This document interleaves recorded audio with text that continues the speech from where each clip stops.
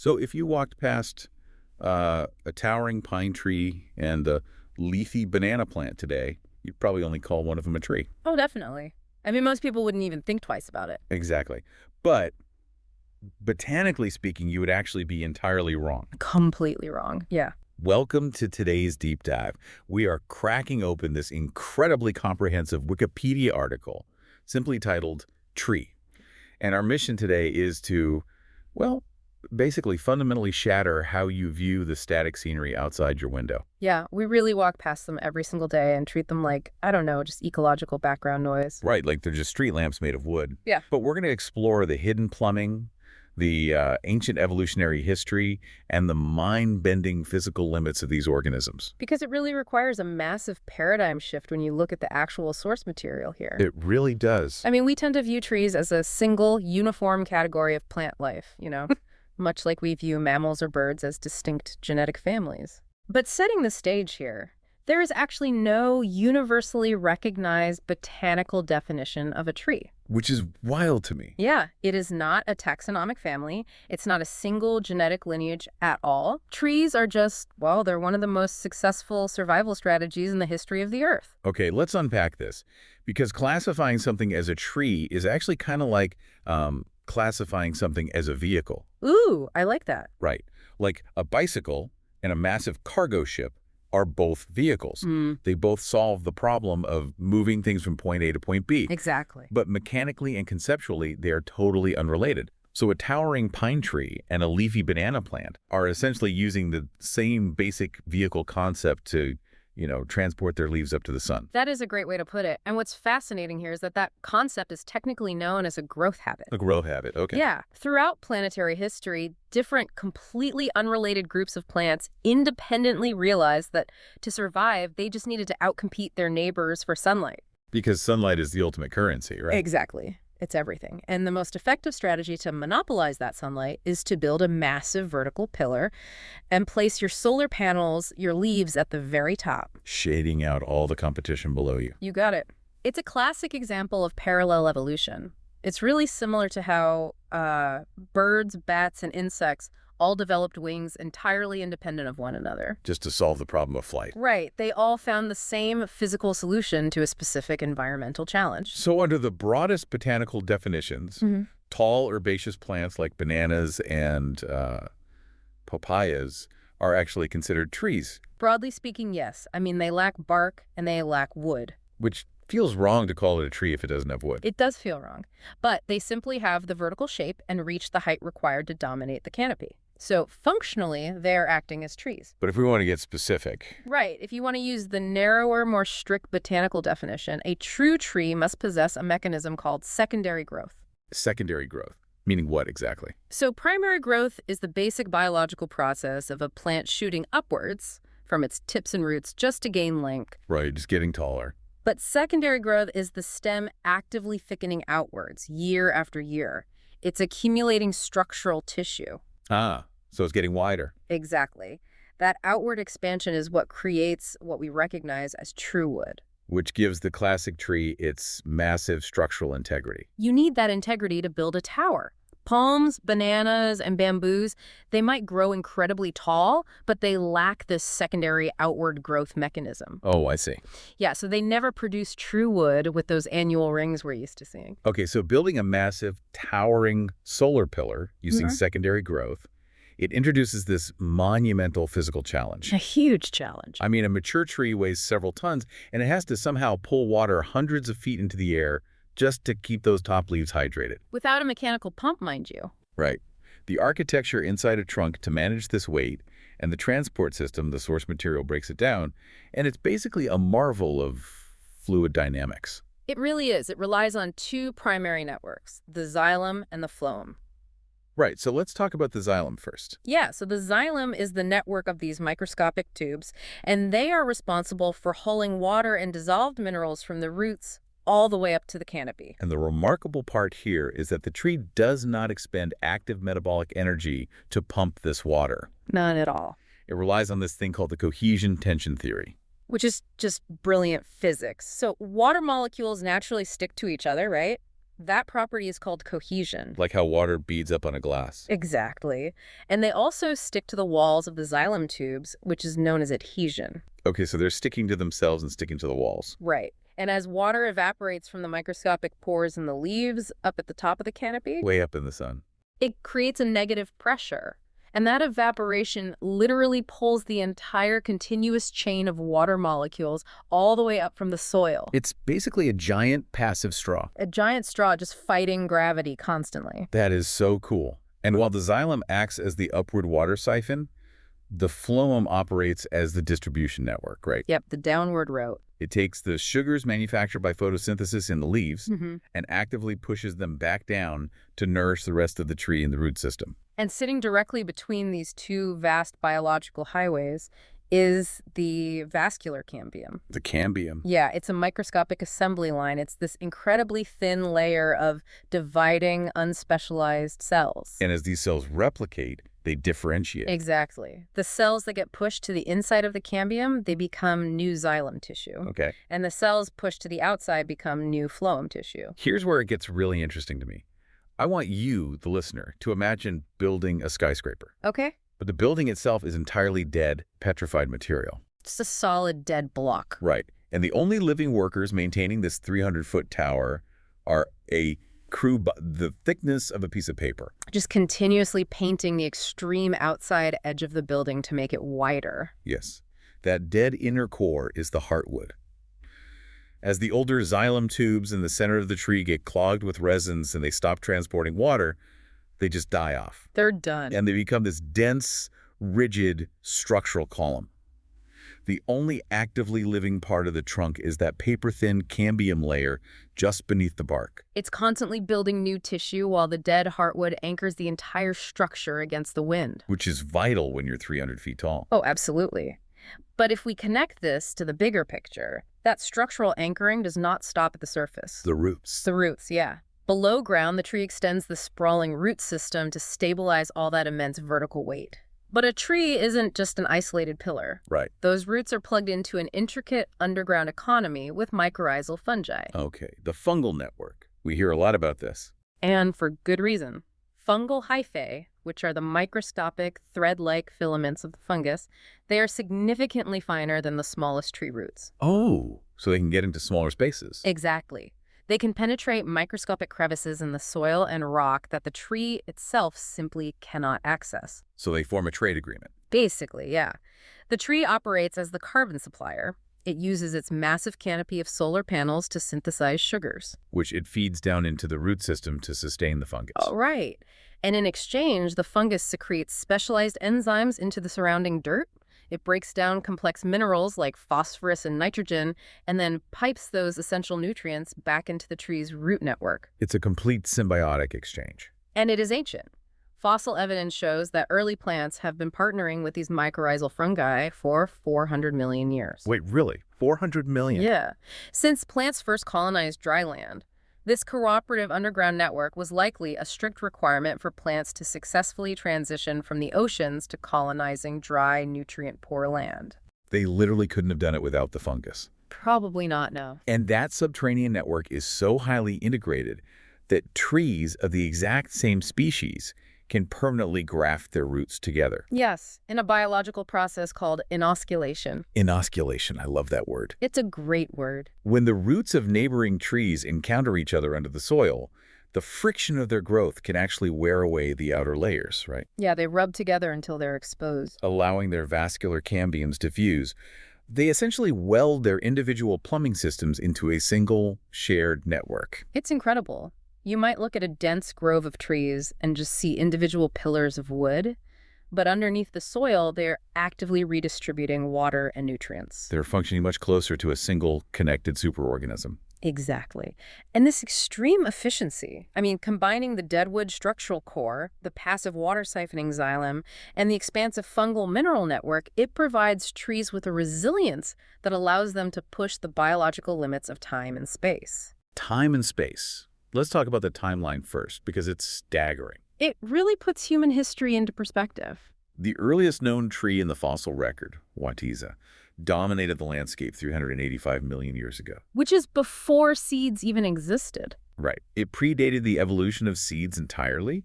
It stood about 26 feet tall, looked somewhat like a modern tree fern, and it reproduced by just dropping spores into wet, swampy environments. It had to rely on standing water for its reproductive material to actually travel and germinate. So fast forward from those early spore-releasing ferns, and the evolutionary strategy of the tree has resulted in organisms with lifespans that make the entirety of human civilization look like a brief historical footnote. Oh, without a doubt. The oldest verified living tree on Earth today is a Great Basin bristlecone pine located in the mountains of California. Yeah, by counting its rings through core samples, researchers have confirmed it is over 5,080 years old. 5,000 years. That single organism germinated centuries before the invention of the wheel. That is just wow. It was a centuries-old established fixture in the landscape before the first stones of the Great Pyramid of Giza were even quarried. Okay, but this brings up a massive question for me. Lay it on me. If a bristlecone pine has been alive and experiencing secondary growth, adding an outward ring of new wood every single year for 5,000 years, why doesn't it just keep growing vertically? The height limit. Yeah. Why aren't we seeing mile-high trees by now if they have thousands of years to build their solar towers? Is there a physical limit? There is a hard physical limit, and the answer brings it right back to the plumbing we discussed earlier. The xylem. The xylem.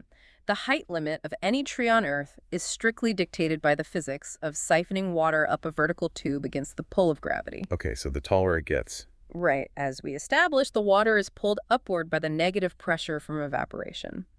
The taller the tree gets, the longer and heavier that continuous column of water becomes. And gravity eventually overpowers the molecular cohesion of the water. Precisely. The tension on the water column becomes so extreme at a certain altitude that the water literally vaporizes inside the xylem tubes. Wait, it vaporizes? Yeah, it creates an air bubble in a process called cavitation. Oh, and a bubble breaks the chain. Exactly.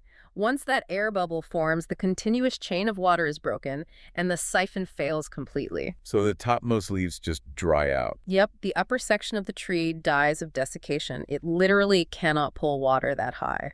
So what is that mathematical limit? Biomechanists and botanists have calculated the theoretical maximum height where this water column inevitably snaps to be between 120 and 138 meters. Wow.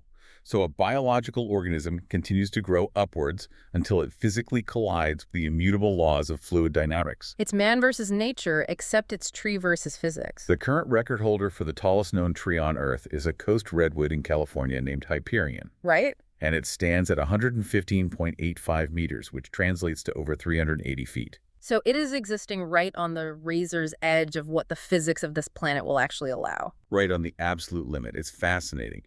But when you look at the sheer scale of these organisms, both in their towering height and their ancient lifespans, it is really easy to see them as isolated monuments. True. But their true impact lies in their unimaginable numbers. Right, they aren't just standing in isolation. Not at all. A massive global survey conducted back in 2015, which synthesized data from over 400,000 ground-sourced plots, estimated that there are currently 3.04 trillion trees on Earth. 3.04 trillion.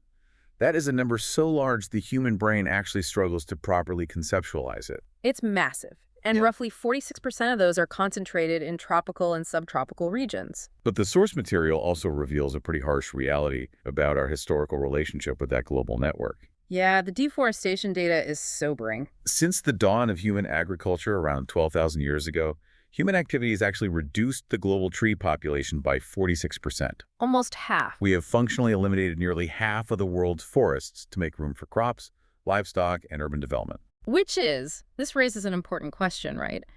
It's deeply paradoxical, given that our survival is fundamentally tied to the complex biochemistry occurring inside those trunks and leaves. So what does this all mean for us? Well, we rely on them. Trees are stationary organisms, right? They cannot run away from predators. They just have to stand there and take it. Exactly. So to survive for thousands of years while rooted in a single spot, they have evolved to be incredibly sophisticated chemical warfare factories. We think of them as lumber or shade, but they are biochemical factories keeping us alive. Right. They pump their bark and their leaves full of complex secondary metabolites. Which are what, exactly? Specialized, toxic, or bitter compounds. They're designed specifically to deter insects, fight off fungal infections, and just discourage herbivores from eating them. And we have essentially hacked that botanical defense system for our own medicinal use. Oh, completely. Take quinine, for example. For malaria. Yes. It was the primary life-saving treatment for malaria for centuries, and it's a compound extracted directly from the bark of the cinchona tree. A compound the tree originally synthesized just to protect itself from pests. Exactly. And the same mechanism applies to some of our most common pharmaceuticals today. Aspirin, for instance. Everyone has aspirin in their cabinet. Right. It was originally derived from salicylic acid, which is a compound found in high concentrations in willow tree bark. And the willow uses it as an immune response against pathogens, right? Yep. And more recently, there's paclitaxel. It's a highly effective, widely used chemotherapy drug for treating various cancers, and it was discovered in the bark of the Pacific yew tree. It's amazing. We look at the rough exterior of a tree and we just see inert bark, you know. But it is actually a highly active synthesized chemical shield holding profoundly complex molecular structures. It is a pharmacy. We rely on these biochemical factories for modern medicine, yet our default mode of interaction on a global scale is still mass deforestation. We've cut their population almost in half. It is a massive tension in our relationship with them. But while industrial harvesting dominates the global data, there are really profound examples of human societies deeply understanding and cooperating with tree biology rather than simply extracting it. Yes, the Khasi people. Yeah, in the Meghalaya region of India, the Khasi people utilize a technique called tree shaping. This is such a brilliant example of humans working with the biology. Instead of felling trees to construct static wooden bridges that, let's be honest, will inevitably rot in a damp jungle environment. Right, deadwood rots. They manipulate the living biology of the rubber tree, Ficus elastica. Yeah, over the course of decades, they carefully guide and weave the secondary aerial roots of the rubber tree directly across river gorges. And because the tree remains entirely alive and continues its secondary growth, the bridge actively thickens and strengthens every single year. It's a living, functional piece of infrastructure that actually becomes more secure as it ages. It heavily utilizes the natural underground plumbing and structural anchoring we discussed earlier. It's just suspended in the air. It perfectly illustrates the core takeaway from all this source material. Recognizing a tree not as static timber, but as a complex, living network of hydraulic engineering, ancient fungal partnerships, and chemical synthesis, it completely alters the framework of conservation. It really does change how you see them. We are losing roughly 15 billion trees annually. A third of all known tree species are currently classified as threatened. Wow. So understanding the complex biology, the mechanics of what we are dismantling, is the crucial first step to ensuring we don't completely collapse the terrestrial ecosystems we depend on for, well, climate regulation, soil stability, and our own medical advancements. Okay, so we've covered a lot of ground today. We started by completely redefining what a tree even is, looking past the illusion of the tree shape to see the parallel evolution at work in something like a banana plant. A giant herbaceous imposter. Exactly. We examined the physics of a dead wooden core supporting a paper-thin layer of living cells, literally siphoning tons of water against the pull of gravity. The plumbing is just wild. We traced the evolutionary lineage from 385-million-year-old spore-releasing ferns to a 5,000-year-old pine still standing in California. And of course, we unpacked the chemical warfare hidden in the bark that happens to stock our pharmacy shelves. But before we wrap up, I want to leave you with one final awe-inspiring detail from the source material regarding tree seeds, because the sheer resilience of these organisms continually reveals new layers of complexity. Oh, I know what you're going to say. Yeah. Consider the jack pine. It is a species that entirely subverts our perception of a peaceful forest. Right. The jack pine produces its seeds inside rigid cones, but those cones are heavily sealed with a dense, incredibly tough resin. They can just sit dormant on the branches for years. They're essentially locked vaults. Locked tight, and they are waiting specifically for a devastating forest fire. Which sounds completely counterintuitive. It does, but the intense heat of a massive fire is the exact biological trigger required to melt that resin. The fire obliterates the competing vegetation. It creates a thick layer of nutrient-dense wood ash on the forest floor, and it finally unlocks the cones, allowing the seeds to finally drop and germinate in a perfectly cleared, fertilized environment. Exactly. I mean, ponder that the next time you look at a quiet forest. For some of these ancient giants, literal destruction is the required, mandatory biological key to their rebirth. What other extreme events might nature just be quietly waiting for? That is an incredible thought to end on. Thank you for joining us on this deep dive. The next time you step out your front door, take a closer look at the static scenery outside. There is an entire world of hidden plumbing, ancient history, and chemical engineering happening right beneath the bark. We will catch you next time.